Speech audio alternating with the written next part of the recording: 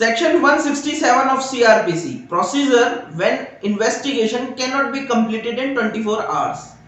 अगर किसी व्यक्ति को पुलिस ने गिरफ्तार किया और 24 घंटे के भीतर उससे जो इन्वेस्टिगेशन करनी थी वो कंप्लीट नहीं हो पाती है तो फिर पुलिस क्या प्रोसीजर अपनाएगी।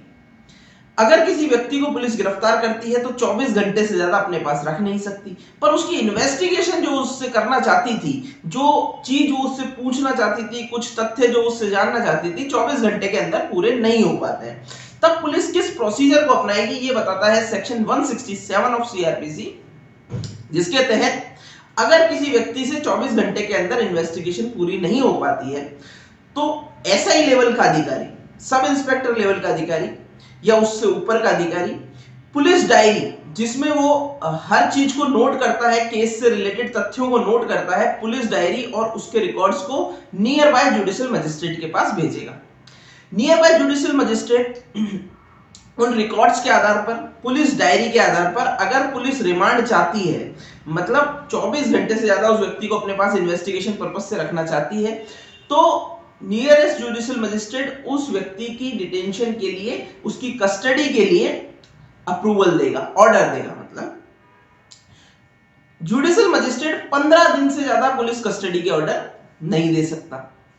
इसके अलावा अगर जुडिशियल मजिस्ट्रेट को इस कस्टडी को एक्सटेंड करना है तो ऐसे केसेस में, जहां तक मर्डर या फिर ऐसे केसेस हैं जिसमें लाइफ इम्प्रिजमेंट की सजा है या फिर जिनमें डेथ की सजा है, कैपिटल पनिशमेंट है, तो उनमें कोई भी जुडिशियल मजिस्ट्रेट 15 दिन के बाद 90 दिन तक एक्सटेंड कर सकता है जुडिशियल कस्टडी को।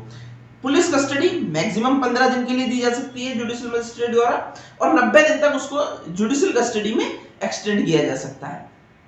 साथ ही साथ ऐसे केसेस जिनमें सजा डेथ पनिशमेंट नहीं है या फिर लाइफ इम्प्रिजमेंट नहीं है, उनमें मैक्सिमम 60 डेज के लिए कस्टडी दी जा सकती है। कस्टडी देने के लिए first of all physical present होना पड़ेगा पुलिस को एक्यूज्ड को लेकर। वीडियो कॉन्फ्रेंसिंग के जरिए अगर किसी एक्यूज्ड को दिखाया गया है तो कस्टडी एक्सटेंड नहीं होती है।